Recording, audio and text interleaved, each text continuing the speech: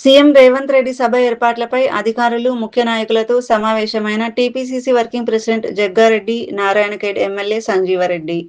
ఈ నెల 15న సంగారెడ్డిలో సీఎం రేవంత్ రెడ్డి సభ నేపథ్యంలో సంగారెడ్డి పట్టణంలోని ఐబీ గెస్ట్ హౌస్లో పోలీస్ అధికారులు, ముఖ్య నాయకులతో జగ్గారెడ్డి, నారాయణఖేడ్ ఎమ్మెల్యే సంజీవరెడ్డి సమావేశమయ్యారు.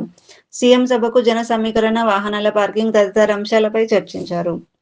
ఈ సందర్భంగా జగ్గారెడ్డి మాట్లాడుతూ సీఎం ఐఐటీలోని హెలిప్యాడ్ నుండి బయలుదేరి నేరుగా ఐబీ చౌరస్తా వద్దకు చేరుకుంటారని, అక్కడ నూతనంగా ఏర్పాటు చేసిన మాజీ ప్రధానులు జవహర్లాల్ నెహ్రూ, రాజీవ్ గాంధీల విగ్రహాలను ఆవిష్కరిస్తారని తెలిపారు.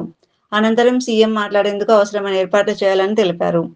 ఉమ్మడి జిల్లా నుండి వచ్చే లబ్ధిదారులు, కాంగ్రెస్ నాయకులు, కార్యకర్తల వాహనాల కోసం గంజీ మైదాన్, మెడికల్ కాలేజీలలో పార్కింగ్ ఏర్పాటు చేయాలని అధికారులకు సూచించారు.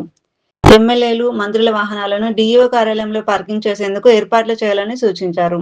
ఒక్క సంగారెడ్డి నియోజకవర్గం నుండి 40 నుండి 50 వేల మందిని సభకు తరలించేలా ఏర్పాట్లు చేస్తున్నట్లు జగ్గారెడ్డి తెలిపారు.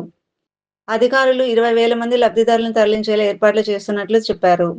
నారాయణఖేడ్ నుండి 5,000, ఉమ్మడి మెదక్ జిల్లాలోని ఇతర ప్రాంతాల నుండి కలుపుకొని మొత్తం 1,00,000 మందిని సభకు తరలించేలా ప్లాన్ చేస్తున్నట్లు జగ్గారెడ్డి, సంజీవరెడ్డి తెలిపారు. ఈ కార్యక్రమంలో టీపీసీసీ ప్రధాన కార్యదర్శి తోపాజీ అనంతకిషన్, నాయకులు రఘుగౌడ్, కూన సంతోష్, కిరణ్ గౌడ్, అరుణ్ తదితరులు పాల్గొన్నారు.